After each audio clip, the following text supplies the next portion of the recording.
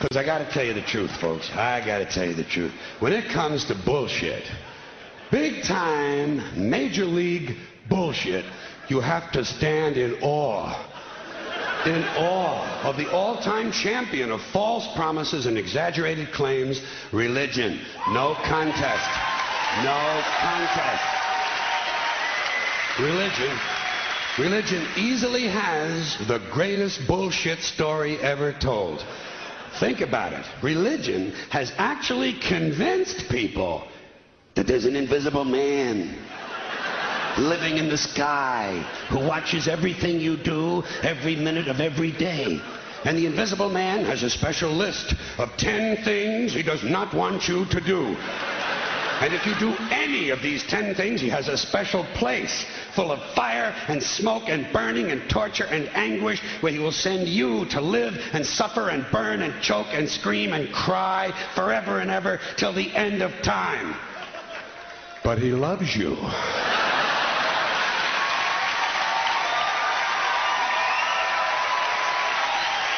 He loves you.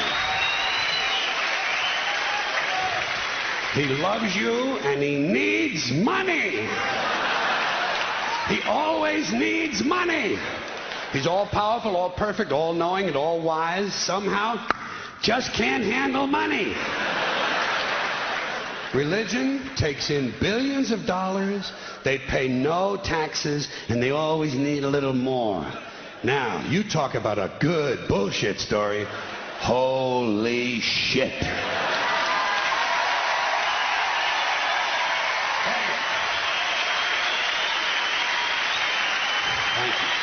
But, thank you. Thank you very much. But I want you to know something. This is sincere. I want you to know, when it comes to believing in God, I really tried. I really tried. I tried to believe that there is a God who created each of us in his own image and likeness, loves us very much, and keeps a close eye on things.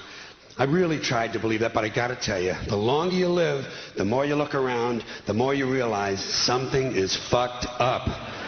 Something is wrong here. War, disease, death, destruction, hunger, filth, poverty, torture, crime, corruption, and the ice-capades. Something is definitely wrong. This is not good work. If this is the best God can do, I am not impressed. Results like these do not belong on the resume of a supreme being. This is the kind of shit you'd expect from an office temp with a bad attitude. And just between you and me, in any decently run universe, this guy would have been out on his all-powerful ass a long time ago. And by the way, I say this guy because I firmly believe, looking at these results, that if there is a God, it has to be a man. No woman could or would ever fuck things up like this.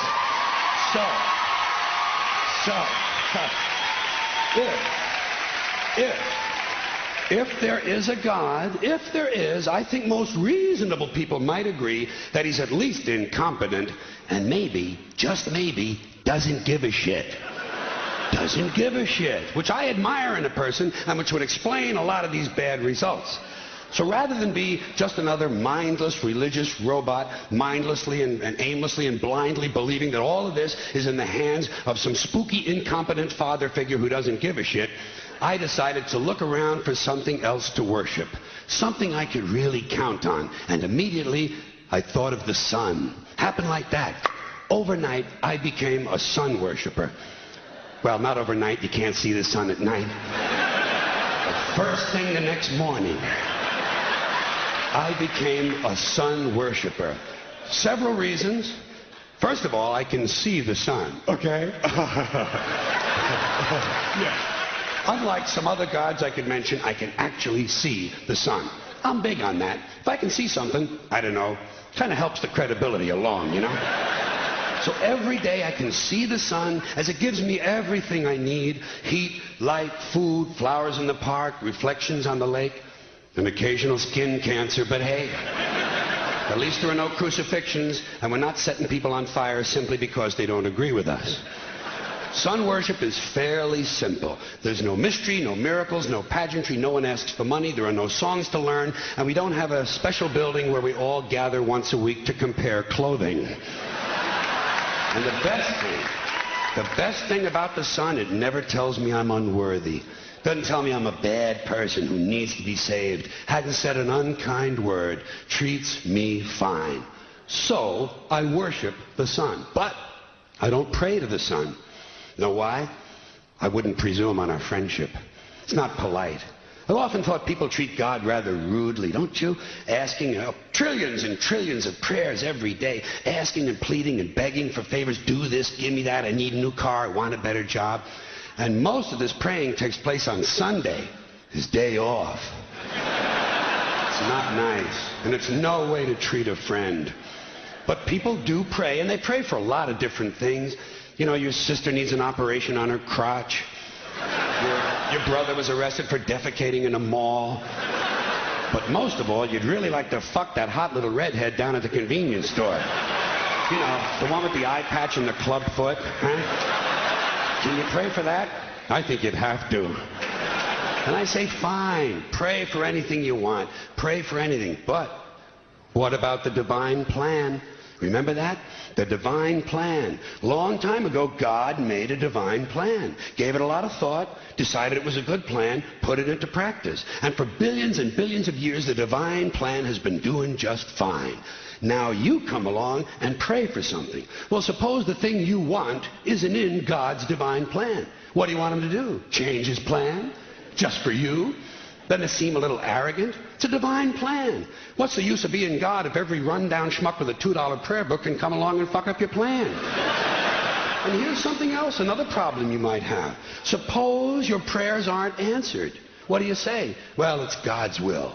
Thy will be done. Fine, but if it's God's will and he's going to do what he wants to anyway, why the fuck bother praying in the first place? Seems like a big waste of time to me. Couldn't you just skip the praying part and go right to his will? It's all very confusing. So to get around a lot of this, I decided to worship the Son. But, as I said, I don't pray to the Son. You know who I pray to? Joe Pesci. Joe Pesci. Joe Pesci. 2 reasons. First of all, I think he's a good actor, okay?